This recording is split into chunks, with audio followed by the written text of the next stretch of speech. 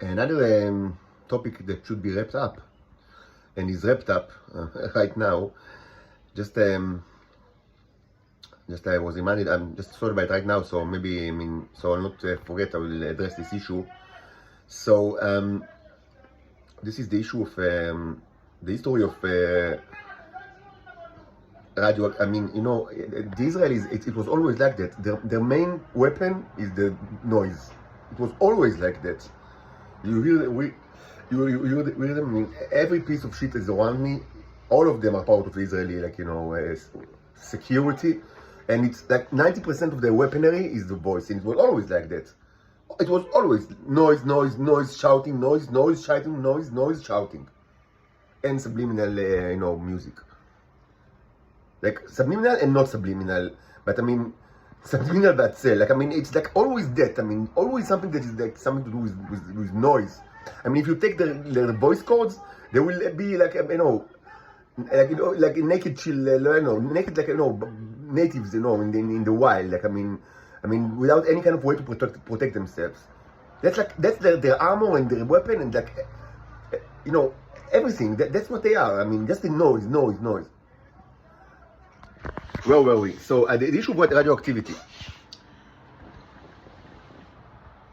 So I must say that, first of all, as I was saying in the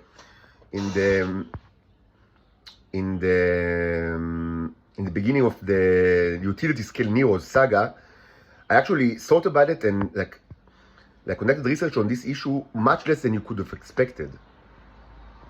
And even though I understood very quickly, years ago, that there is an issue of energy here, that is related to the foreigners, and to my own subjugation. And very quickly, when I conducted my own experiments, starting this January, there was always a question of how to energize the Neros, and mostly it was done with electricity, as you know. Even though I understood that there can be other ways, specifically heat, which eventually was done, and that's how the full metal jacket was created, not with electricity but with heat. But electricity was a major source of energy, and I also speculated a lot that why not? That you can use fusion. Of course I thought ironically I thought this is going to be very difficult to conduct fusion experiments, because how can I put my hands on radioactive isotopes? Of course, it's ironic because I am the producer. I am the generator of radioactive isotopes, and of course, I generated quite a bit of isotopes without my knowledge. Not entirely without my knowledge. It's not. I kind of oversimplifying, because I have addressed the issue of the generation of radioactive isotopes as part of the experimentation as early as I think March, when I was still in my mother's apartment. I suggested that I probably created radioactive isotopes as part of the experimentation. This was evident with the experiments with the 5 shekels, the 2 5 shekels coin, if you remember. It was already done in March, so it's not. I'm oversimplifying. There was the issue of radioactivity that was kind of in the back of the head, but I didn't and of course much more was generated here in this room, but and it was used. So, but it wasn't major topic, not in my research, and not in my thought, and more importantly, not in with disregard to the scientific experiments, in the way that I kind of in the history research, or political research that I have done in the last 4.5 years. Even though it was clear to me that the energy metaphors are thrown all the time, but by everybody. So actually, pretty lately in this kind of discovery journey, I tried to kind of make sense of everything together, and I've done it in the last couple of months, and I understood that because of the control of the gate, and more importantly because of the control over myself, which is it's kind of the same as controlling the gate, because you cannot use the gate without a cherub, and they don't know of other cherubs. So, and this was something that I understood very quickly. Because of this, the Israelis are, they are exporters of energy, and why is it so important? Because there was a plague to the earth. One of the causes of the earth was, the reduction. And again, the Neos don't do anything like in like a switch of on off. Everything is continuous. Like everything is like, I mean, again, in the mathematical sense, everything is in the normal sense. Also, everything is gradual.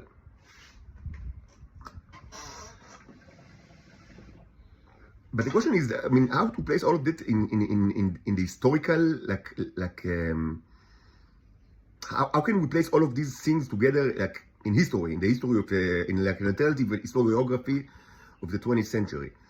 And this was difficult to me, I think, mostly because it was done in the last couple of months when it was always under attack, especially, you know, the voice attack, any other attack, and many times, I mean, it was like that all my life, and certainly in the last 4.5 years, but more than ever in the last couple of months, that I kind of, I didn't see like evidence, like things that are kind of like easy to understand, or, I mean, some questions that bothered me were actually not that complicated like to answer. I mean, just I didn't think about it too much because I was just, you know, too tired, or I mean, you know, too much like under like stress. But because what was the problem? That, I mean, maybe it was something that can be understood along the lines of the utility scale Neurosaga or other videos, is that I understood the major events like that happened, but I did not understand like when everything actually happened, like at what time. So part of the issue is that it was not done in a moment. Again, they don't, I mean, nothing that is related to the Neuro, to the robots, and everything that the cherubs do is somehow related to the Neuros because they are made of them. Like, so I mean, everything is gradual. So it probably what happened is there was a gradual historical, I mean, process. So it's not like at 1 minute, but I understood that there was a reduction of the radioactive isotopes. Now, you might, I mean, my kind of like, I mean, an immediate kind of like, I mean, hypothesis that could be, you know, proposed following Godzilla, of course, like the concept of Godzilla, is that this was a punishment for the atomic bombing of Nagasaki and Hiroshima. It's kind of like as a monster that, I mean, is released on Earth, like, you know, following the atomic bombing, like Godzilla. So this is like that, like, I mean, the curse of the Earth that is following the atomic bombing. And the fact that there were two of these is actually in line with, you know, with the cherubs, that, I mean, there's like the issue of like 2 times and then you're punished, like, I mean, and then this is something that you see a lot. So I thought this might be like, you know, an obvious kind of like, I mean, direction to, I mean, to what actually happened. But what bothered me actually is something very stupid, and I'm almost ashamed to say because it's so stupid. But I always thought, but I mean, but atomic, I mean, experimentation was so common, you know, in the 1950s. I mean, there were so many of those. So how is it possible? But I mean, so I thought of maybe actually it happened later. But this actually, it's not really an issue because first of all, it was a gradual process.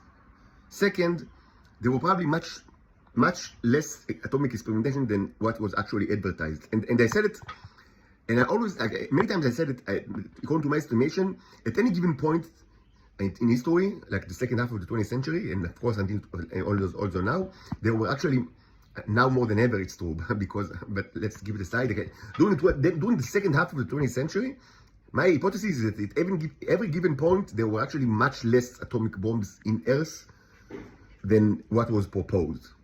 It's not that they weren't, but they were much less. Of course, I mentioned many times, you know, the Vanunu hoax, that, I mean, presumably there are 400 warheads in Israel, and at the time there were actually 0. But it wasn't always 0. It was more than 0 before that and after that, as I mentioned. It wasn't always 0.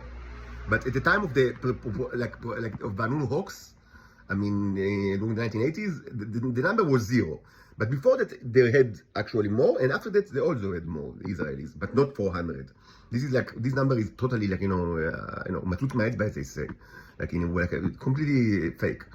But my hypothesis is that this was true to the USSR and the United States, that indeed they had atomic warheads, but not so many thousands as they said. That, I mean, they greatly overestimated the number. Now, what's actually probably happened is that this is also true regarding the atomic experiments that actually were completely halted by the 1960s, I guess, 67, 65. I mean, they signed the convention not to do it anymore, and they stopped. And there were more. I think there were no more. I mean, There were exceptions like underground, nuclear detonation that were done by the Russians, and some say North Korea, some say Israel actually done one with South Africa. It's part of the mythology. I don't know much about it, and this is Near East mythology, as they say. I mean, I know archaeology, the Near East archaeology. But I mean, yes, of course. I mean, mostly it was halted. But what probably happened is that to begin with, there weren't that many. Because I mean, what you can do, I mean, I mean, maybe there were a few experiments, not that many, and they were just filmed, like, from many directions, like many angles, and then and gradually was, and the civilians don't know nothing about it, and there is no way they can actually know if there were, or because it wasn't like that the people, the US military said, so in this date and that place, we're going to detonate, like, a nuclear warhead. Please, all the public is welcome to watch. I mean, it's not like that. It's always things that are done in secret. So there is no, it's not that difficult, like, to publish the videos, in a gradual way, and in a way that people will not understand it. They actually watch the same thing again and again. And of course, it should be said that even before Photoshop and, digital editing, it was already, I know, very common in the world to edit mostly stills photograph, but also videos. And videos, it was more difficult to do it with videos, but it was possible. And so also this kind of a consideration should not be taken. I mean, it's also something that might have happened. So yes, my estimation is that yes, they had nuclear warheads, not as many as they advertised, much less. And this was true all throughout the second half of the 20th century. And they have done less experiments than actually they, publicized, and they just reused footages from the same experiment several times.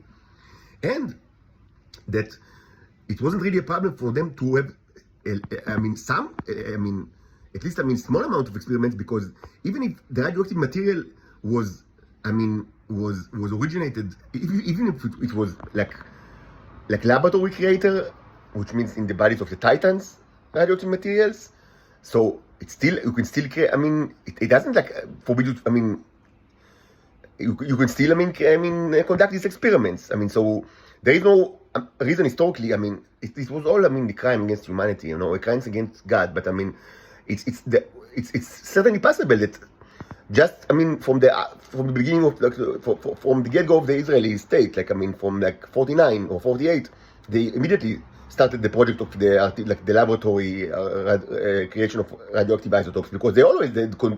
It's not the gates were not new by the time. As I said, they started to use it heavily during Ottoman times, so it was already 50 years of use of the gates. So it's certainly possible that they immediately started this kind of to be international exporters of the material, and this material could have been used both for the experiments and also for creation of some amount of nuclear weapons. Even though, as I said many times, these isotopes are much less suitable for atomic bombs, for two reasons. The obvious reasons, and I'm sure that they understood it. I mean, hopefully they also acted in a rational way, but I don't know how rational they were during the 50s, the 60s, the 70s. I mean, everything tells us that they weren't that rational, the Russians and the Americans, but who knows? So maybe, what should have been obvious to them, that the half-life is much shorter than the natural isotopes, which means that this is much less stable and should be kept for far less time in storage, which means that far less time before you need to put it in to store it into the atomic junk, and which also dictated at any given point they had much less than they actually claimed that they had, and hopefully they took it into account. And the second problem is the problem that I'm sure that they didn't understand it at the time, and maybe even not until now. Maybe when I wouldn't be surprised if when I said it a couple of months ago, it was the first time that actually they thought about it, because it's obvious to me that there is so much ignorance with regards to these robots because of the stupidity of people, not because they cannot conduct research. And so the second argument is that you cannot really separate the robots from the radioactive materials, and they start at a nanoscopic level. So even if you watch under the microscope, whatever package you receive from Israel, you cannot know that there are no robots inside of it.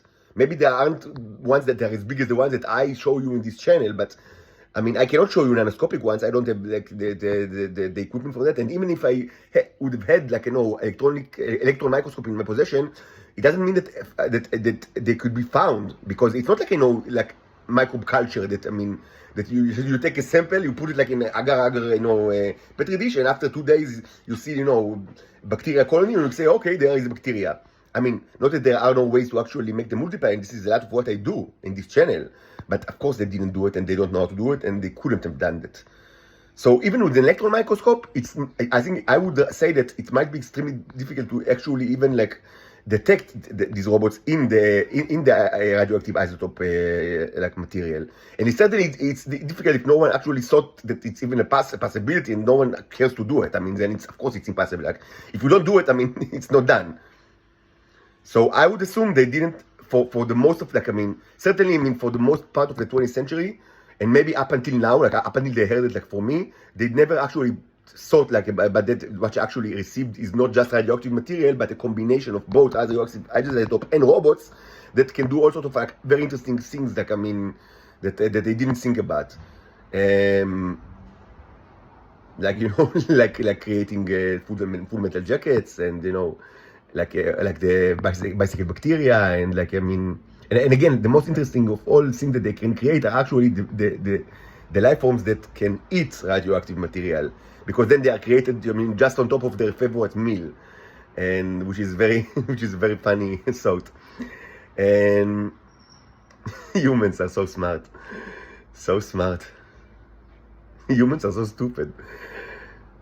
And again, I want to say one good thing.